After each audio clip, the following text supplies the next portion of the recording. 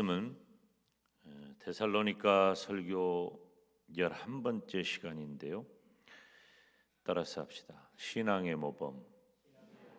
지금 계속해서 어떤 말씀을 살피냐면은 복음을 전하는 일에 대해서 살피고 있죠. 데살로니가서는 특별히 바울을 중심으로 해서 복음을 전하기 위해 성도된 저와 여러분이 어떤 신앙적인 모범을 가져야 할 것인가. 이것은 바울 자신의 이 서신을 통해서 오늘 이 시대에 저와 여러분이 함께 은혜 받고 또 적용하기를 원하는 것입니다. 복음을 전하기 위한 신앙의 모범은 첫째로 거룩했다는 것이죠. 우리 10절, 오늘은 우리가 10절 말씀을 중심으로 살핍니다. 우리가 10절 말씀 다 같이 읽습니다. 시작. 우리가 너희 믿는 자들을 향하여 어떻게 거룩하고 옳고 흠없이 행한 것에 대하여 너희가 증인이요 하나님도 그러하시도다. 아멘. 복음을 전하기 위한 이 전도자의 신앙의 모범은 무엇인가? 거룩이라고 했어요. 이 전도자는 거룩한 신앙을 보여야 합니다. 이 거룩이라고 하는 말은 깨끗하다, 정결하다 그런 의미인데, 죄와 싸우고 나 자신을 위한 이기심을 떠나보내고 온전히 하나님 앞에 헌신된 상태를 거룩이라 그래요. 이게 여러분 성경에 기록된 단어들마다 사실은 깊이 살피면 굉장한 부담을 갖고 대할 수밖에 없습니다.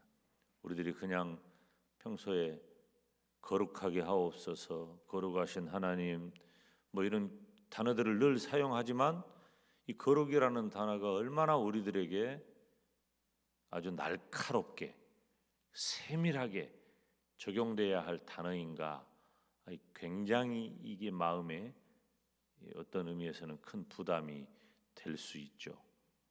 깨끗하다, 정결하다, 뭐 단순하게 이런 표현도 그렇지만 죄를 떠나보내고 나 자신을만을 위한 그 이기심도 떠나보내고 온전히 하나님 앞에 나를 드리는 그렇게 헌신된 상태를 가리켜서 거룩이라고 말하는 거죠.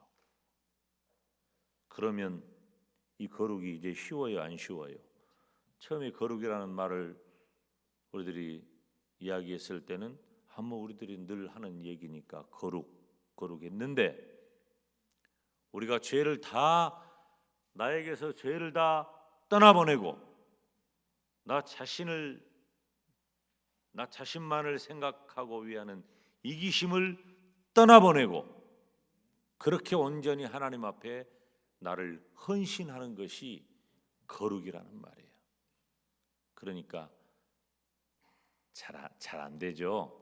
이게 잘 안 돼요. 그 부담감이 큰 단어예요. 그런데 여러분 보세요. 이 글을 누가 기록했냐면 바울이 기록했잖아요. 바울은 데살로니가 교회 성도들에게 보낸 이 편지를 보면 바울은 데살로니가 교회를 개척하고 설교하고 가르치고 함께 신앙생활을 했던 사람이죠. 바울은 텐트 메이커로서 일을 하면서 데살로니가 교회 성도들에게 지나친 경제적 부담을 안기지 아니하고 자급자족하면서 복음 전하는 일을 또 전념을 했어요. 그러니까 데살로니가 교회 성도들은 바울을 잘 알고 있는 거예요. 잘 알고 있어요. 누가 누구를 알듯이 이 자리에 우리가 함께 예배하는 우리를 우리 동네 사람들이 잘 알듯이, 김용대 목사를 여러분이 잘 알듯이. 근데 잘 모르는 게 많아요. 근데 우리가 같은 지역에서 이렇게 수십 년 나하고 잘하고 살다 보면 그 사람에 대해 너무 잘 알아. 그래서 너무 잘 아는 그 사람에 대해서 우리가 가지고 있는 경직된 사고를 절대 안 바꿔요. 너는 이런 사람이다라고 어느 정도 기준에 정리를 해놓고 안 바꿔요. 다시 말하면 내가 살아가고 있는 삶의 환경 속에서 예수 그리스도의 복음을 전하기 위해 내가 신앙의 모범을 가져야 하는데 그것이 거룩이라고 한다면 내가 예수님의 복음을 전하기 위한 거룩을 인정받기가 내가 살아가는 삶의 환경에서 쉽지가 않아요. 굉장히 두렵고 무서운 단어입니다. 그런데 만약에 데살로니가 교회 성도들 보세요. 바울에 대해서 문제를 제기하고 논란을 제기할 수 있는 사람이 있다면 바울과 함께해서 바울에 대해서 너무 잘 알고 있는 데살로니가 성도예요. 우리가 우리 지역에서, 동네에서, 직장에서 예수님의 복음을 전하고자 할 때 예수님의 복음을 전하기를 원하는, 교회 가자고 권면하는 우리들에게 논란거리를 제공할 수 있는 사람은 바로 복음 전도의 대상자인 그 사람들이란 말이에요. 우리 입술을 열어서 예수님을 믿읍시다, 교회 갑시다 라는 이야기를 할 때 그들은 나의 거룩을 알아요. 그래서 우리들에 대해서 논란을 제기할 수가 있다는 것입니다. 매일같이 지내는 사람, 오랜 세월 함께했던 사람에게는 숨길 수가 없기 때문입니다. 그런데 바울은 바울이 바울답다는 게 놀라운 분입니다. 바울은 지금 보세요. 10절 보니까 우리가 너희 믿는 자들을 향하여 어떻게 거룩하고 옳고 흠없이 행한 것에 대하여 따라서 합시다.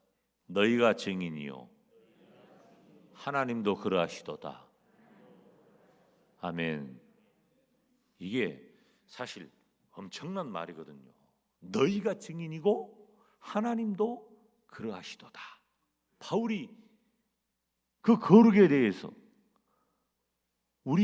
우리는 복음 전도자들이에요. 바울을 비롯한 그 복음 전도자들이에요. 복음을 전하는 우리가 너희 믿는 자들을 향하여 어떻게 거룩하고 옳고 흠없이 행한 것에 대해서 누가 증인이라고? 너희가 증인이고 하나님도 그러하시다. 엄청난 말입니다. 바울은 데살로니가 성도들과 하나님을 증인으로 삼았어요. 어떤 의미에서는 참 이 바울의 이 자신감이 놀랍기도 하죠. 엄청난 겁니다. 사랑하는 여러분, 우리가 신앙하는 하나님은 우리의 마음속 깊은 곳까지 감찰하시는 분이십니다. 거룩은 전도하기를 원하는 사람이 가져야 할 최고의 신앙 모습이에요. 최고의 신앙 모습. 거룩하지 못하면 본이 되지 못해요. 여러분, 우리들이 1년이 가고 2년이 가고 10년이 가고 평생을 가도 물론 나는 내가 예수님을 믿고 구원받아서 천국 백성 된 것만 갖고도 나는 성공한 거예요. 이 땅에서. 여러분, 우리는 그런 사람들입니다. 성공한 거예요. 세상에 그것보다 더 가치 있는 일이 없어요. 그것보다 엄청난 기적이 어디 있어요. 그런데 우리는 예수님을 믿고 구원받았으니 얼마나 감사하고 놀라운 일이에요. 그런데 그건 감사하고 놀라운 일이지만 우리가 입술을 열어서 어느 누구에게도 예수님의 복음을 전하고 예수님의 복음을 전하고서 열매를 맺지 못한다고 한다면 이건 참 아쉽고 너무나도 안타까운 일이죠. 왜냐하면 거룩하지 못하면 본이 되지 못하고 우리가 욕을 먹으면서 전도할 수는 없잖아요. 안 되는 거예요. 인정받아야 돼요. 무엇으로? 우리의 거룩으로 우리들의 전도 대상자들에게 인정받는 삶이 우리에게 필요하다는 겁니다. 레위기서 11장 45절에 보면 나는 너희의 하나님이 되려고 너희를 애굽 땅에서 인도하여 낸 여호와라. 따라서 합시다. 내가 거룩하니 너희도 거룩할지어다. 할렐루야. 하나님께서는 성도된 저와 여러분이 거룩하기를 원하셔요. 이스라엘 백성이 거룩합니까? 이스라엘 백성처럼 원망 불평이 많고 시기 다툼이 많고 문제가 끊일 날이 없어요. 그런 그들을 향해서 하나님께서는 내가 거룩하니 너희도 거룩할지어다. 지금도 하나님께서는 그 말씀을 저와 여러분에게 주시는 줄로 믿습니다. 특별히 예수 그리스도의 복음을 들고 나아가 전도의 열매를 맺고자 하는 성도들은 더더욱 거룩한 신앙을 하나님께서 요구하시고 우리가 거룩의 모범을 드러내야 한다는 것입니다. 쉽지 않아요. 여러분, 전도가 그냥 교회 갑시다 한다고 무조건 다 해결되는 게 아니에요. 1년 365일 12달을 다 지내면서도 우리의 입도 뻥끗 못하는 것은 두렵기 때문이에요. 그분들에게 당당하게 내가 믿는 예수님을 드러내고 내가 예수님을 믿으니 이렇더라. 제가 연초에도 설교를 했죠. 우리는 예수님을 믿기 전에 내 모습과 예수님을 믿은 다음에 내게 주어진 변화에 대해서 설명할 수 있어야 돼. 예수님이 어떤 분인가? 그 예수님이 어떤 분인가? 예수님을 믿기 전에 나는 어땠는데 예수님을 믿고 나서 나의 삶에 이런 변화가 있다. 그러니 당신도 예수님을 믿어봐라. 이런 이야기를 우리들이 할 수 있을 정도로 우리의 거룩이 우리들에게 드러나야 돼. 그런데 그러지를 못하면 전도가 안 되는 거예요. 우리가 살아가는 삶의 현장에서 특별히 우리가 사는 이곳은 굉장히 제한된 공간에서 제한된 사람들과 오래도록 생활을 합니다. 여러분 주변에 있는 사람들은 몇 날 며칠 만나고 끝나는 사람들이 아니에요. 우리 교회 식구들 주변에 있는 사람들을 보면 수십 년 함께한 사람들이에요. 그러면 수십 년 함께한 사람들은 밥도 같이 먹고 놀러도 같이 가고 얘기도 함께하고 애경사도 함께하고 다 같이 하는데 하나만 못해. 신앙생활만 같이 못해요. 전도를 못하니까. 왜 전도가 안 될까요? 복음을 전하기 위해 우리가 가져야 할 신앙의 모범이 그들에게 드러나지 않기 때문에 거룩해라. 내가 온전히 나에게 있는 죄를 떠나보내고 이기심을 떠나보내고 하나님 앞에 헌신된 모습으로 살아감이 드러날 수 있다면 우리는 거룩한 사람이에요. 그 거룩함이 신앙의 모범이 되어서 예수님의 복음 전하시기를 주님의 이름으로 축원합니다. 두 번째, 복음 전하기 위한 신앙의 모범은 옳게 행했다. 첫째는 거룩했고 두 번째는 옳게 행했다. 거기 보면은 우리가 너희 믿는 자들을 향하여 어떻게 거룩하고 옳고 그랬죠? 옳고. 복음을 전하기를 원하면 우리의 행동은 옳아야 합니다. 옳게 행동해야 돼요. 옳은 것이 무엇일까요? 거룩한 것과 옳은 것의 차이점이 있겠느냐? 옳다는 것은 좀 더 구체적이에요. 옳은 것은 하나님께서 선하고 옳은 것이라고 말씀하신 것에 대해서 그것을 내가 그대로 행하는, 즉 도덕적으로 올바른 상태를 말하는 거예요. 성경은 두 가지죠. 하나는 이렇게 해라. 또 하나는 이렇게 하지 말아라. 그 두 가지. 그러면 예수님을 믿는 성도의 삶은 어떻게 살아야 할까요? 이렇게 해라 하는 것은 해야 돼요. 이렇게 하지 말아라 하는 것은 하지 않아야 합니다. 이것이 옳게 행하는 것이에요. 그런데 바울은 복음을 전함에 있어서 늘 옳게 하려고 몸부림을 쳤어요. 왜 그랬을까요? 옳게 행함은 전도의 상승 효과는 물론이고 바울 자신이 하나님 앞에서 전도자로 바로 서기를 원했기 때문이에요. 여러분, 우리가 전도하기를 원하면서 전도해야 할 사람이 상식에 벗어나거나 그릇된 말과 행동을 한다면 이건 전도에 치명적입니다. 전도에 방해가 되는 거예요. 전도자는 상식에 벗어나면 안 돼요. 그리고 그릇된 말과 그릇된 행동으로 다른 사람들에게 내가 인식되면 우리들이 예수님의 복음을 저 옳지 않아, 사람들이 생각할 때 저건 옳지 않아 라고 여기는데 그 입에서 예수님의 복음이 효과가 있을까요? 그렇지 못합니다. 저는 그런 표현 잘 안 씁니다만은 여러분들이 이해하기 쉽게 한 번만 그 표현을 쓴다면 우리가 흔히 하는 표현으로 오히려 하나님의 영광을 가리는 거예요. 저는 이 표현 잘 안 써요. 왜냐하면 하나님의 영광은 우리의 무엇으로 가려지는 게 아니기 때문에 그래요. 하나님은 영광스러운 분이셔요. 아멘.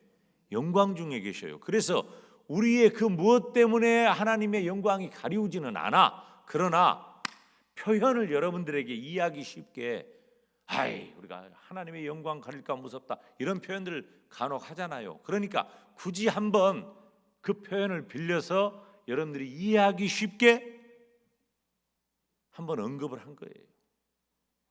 우리들이 옳게 하지 않는 행동과 언어, 즉 그릇된 말과 행동을 통해서 전도가 방해된다면 그런 삶은 하나님의 영광을 가리우는 삶이란 말이에요. 사랑하는 여러분, 예수님의 복음을 전하며 살기를 원한다면 저와 여러분은 늘 옳게 말하고 행동하시기를 주님의 이름으로 축원합니다. 믿음의 사람에게 중요한 얘기예요. 거룩이라고 하는 단어는 죄를 떠나보내고 이기심을 떠나보내고 온전히 하나님 앞에 헌신한 것이 거룩이라면 옳게 행하는 것은 하나님이 하라고 한 일을 감당하고 하지 말아라고 한 일을 하지 않으면서 그릇된 말과 행동을 제거하는 것이, 그것이 바로 옳게 행하는 것입니다. 여러분은 옳게 행하고 계십니까? 우리가 지금 새벽에 로마서 13장 말씀을 살피고 있는데 오늘 새벽에도 살폈잖아요. 로마서 13장에 어떤 말씀을 우리들이 살폈어요. 거기 보니까 낮에와 같이 단정히 행하면서 살아야 되는데 나처럼 못 살고 방탕과 술 취함과 음란과 호색과 쟁투와 시기와 정욕을 위해서 육신의 일을 도모하는 것, 이렇게 사는 것은 옳게 사는 게 아니에요. 옳지 않게 사는 거예요. 그런데 이렇게 옳지 않게 살면서 우리가 어떻게 복음 전도자가 돼요? 우리가 이 신학교 가기 전에 우리 목회자 후보생들 노회에서 고시를 봅니다. 목사가 되는 과정은 여러 단계가 있는데 그 첫 단추가 바로 목사 후보생 고시예요. 노회에서 청년의 때 네가 목사가 되려고 하느냐? 그러면 목사 후보생 고시를 치러서 노회에서 이제 살피는 거예요. 단순히 학문만 살피는 게 아니에요. 인격도 신앙도 살피는 거예요. 다 물어봐요. 필답 시험이 어렵고 무서운 것이 아니라 면접이 제일 어려워. 그냥 쳐다도 보기 어려운 그 노예 목사님들이 이렇게 쫙 앞에 앉아가지고, 목사 후보생고시는 많이 보지 않거든. 불과 몇 사람이 앉아가지고 돌아가면서 다 질문을 하는 거예요. 주초 문제 해결했느냐? 대놓고 물어봐요. 주초 문제 해결했느냐? 물어보는 거예요. 신학교 갈 사람이 이런 거 해결해가지고 어떻게 신학교를 가요? 그러니까 그 문제를 직접 물어보는 거예요. 해결했느냐? 그리고 목사 고시를 볼 때까지 몇 단계를 거쳐서 신학교를 다니고 또 강도사 고시를 보고 목사 고시를 보고 몇 단계를 거쳐서 계속해서 그런 부분에 대한 고시를 본단 말이에요. 우리 장로님들도 노예에서 다 면접합니다. 장로님들이 장로로 안수받기 전에 다 면접해요. 거짓말을 하면 몰라도 그런 문제를 극복하지 못하면 장로 임직 못해요. 본인이 거짓말하면 몰라도. 그런데 대개 장로님들은 이제 그 교회에서 3분의 2 이상의 이렇게 지지를 받은 성도님들이기 때문에 다 검증이 된 분들이죠. 신앙적 열심과 삶에 대해서. 그만큼 중요하다는 거예요. 여러분, 저와 여러분은 예수님의 복음을 전해야 할 책임과 사명을 가진 사람들이에요.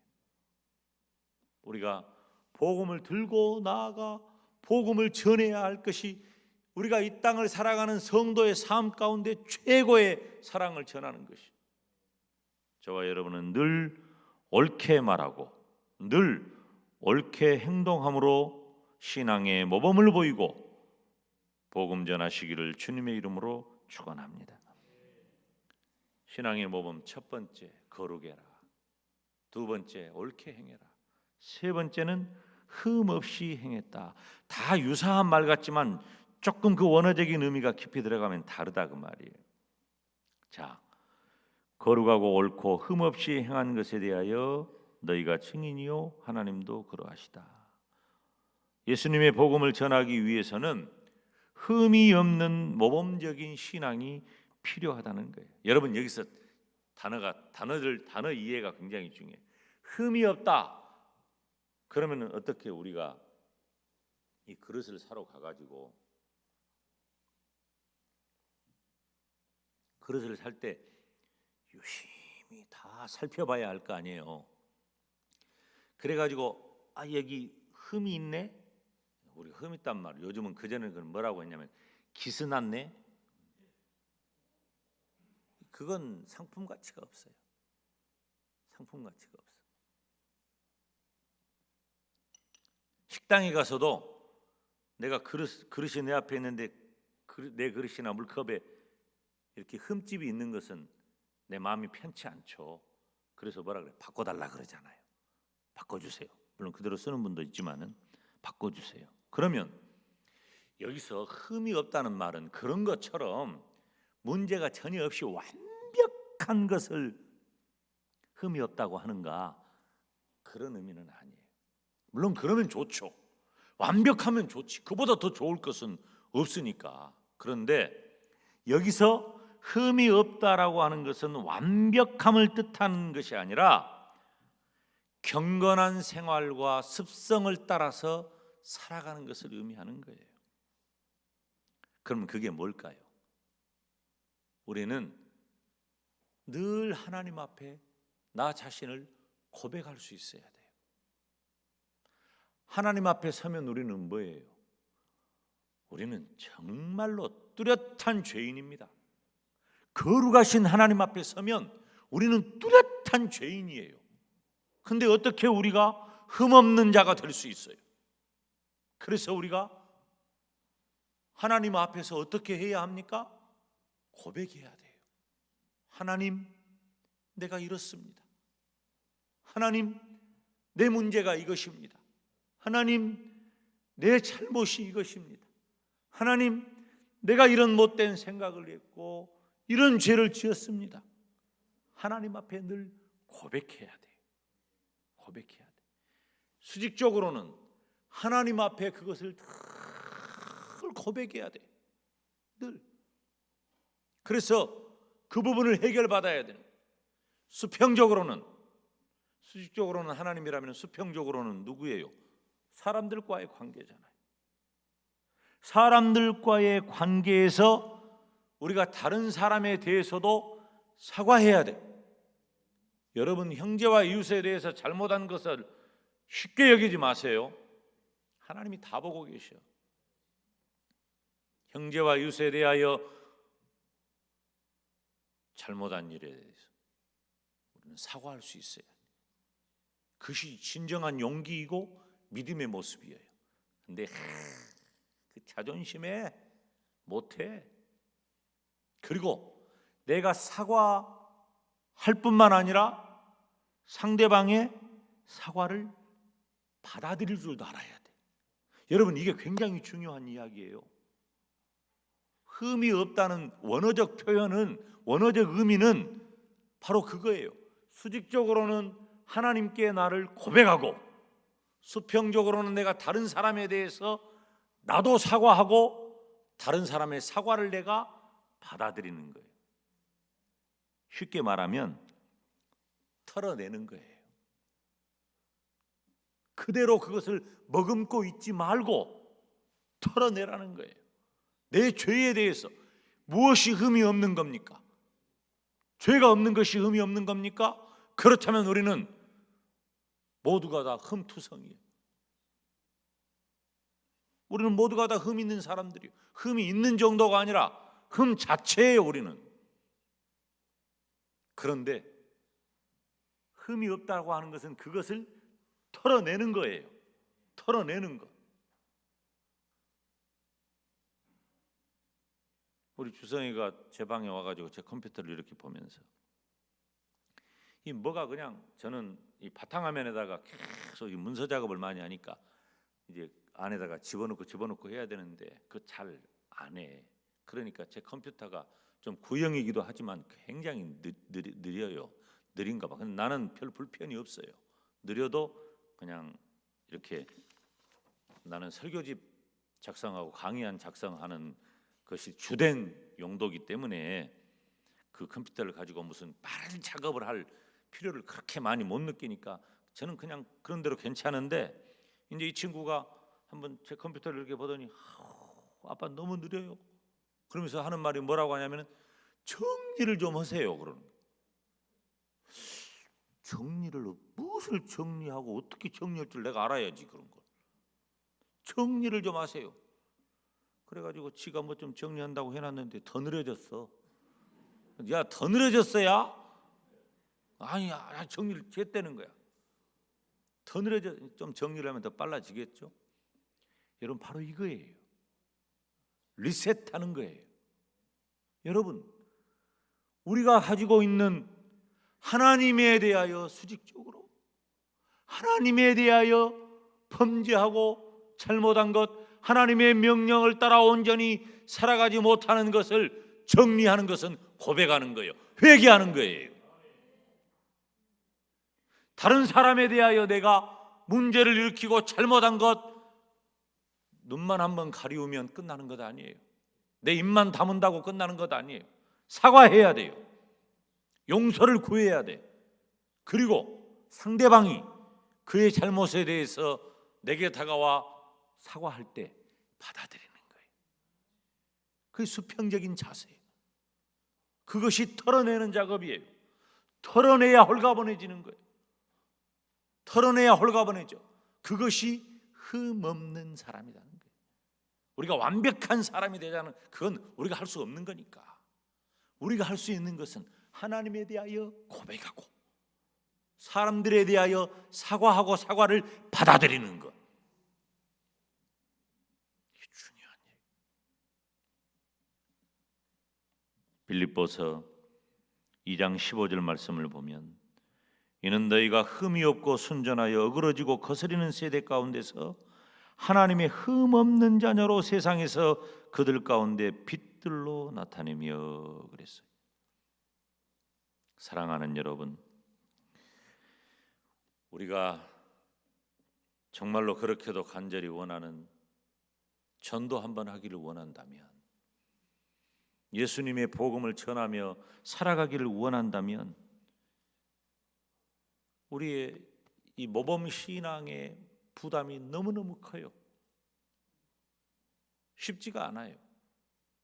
오늘 저녁에 우리가 이 부분을 좀 내 마음속에 해결을 좀 받았으면 좋겠어요. 이런 우리가 모범 신앙에 대한 이 부담, 그런데 우리가 거룩하고 옳고 흠이 없이, 다시 말하면 내가 하나님 앞에서 나의 죄를 떠나보내고 나의 이기심을 떠나보내면서 온전히 헌신함으로 거룩하고, 하나님께서 하라고 한 일을 감당하고 하지 말라고 한 일에 대해서 하지 않음으로 옳게 살고, 하나님에 대해서 나의 모든 죄악을 고백하고 사람들에게 사과하면서 사람들의 사과를 받아들일 수 있는 흠없는 사람으로 살아가면 우리는 예수 그리스도의 복음을 전하는 신앙의 모범자가 될 줄로 믿습니다. 그러나 그 일은 너무 어려운 거예요. 쉽지 않은 거예요.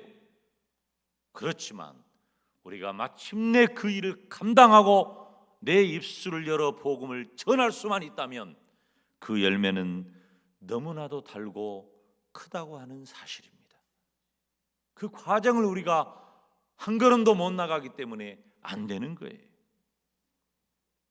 저와 여러분은 모두 다 예수 그리스도의 복음을 전하는 전도자로서 거룩한 신앙과 옳고 흠없는 모범 신앙으로 귀감이 되어서 더 많은 영혼들을 전도하고 또 전도했을 때 전도의 열매 맺으시기를 우리 주님의 이름으로 축원합니다. 기도하겠습니다.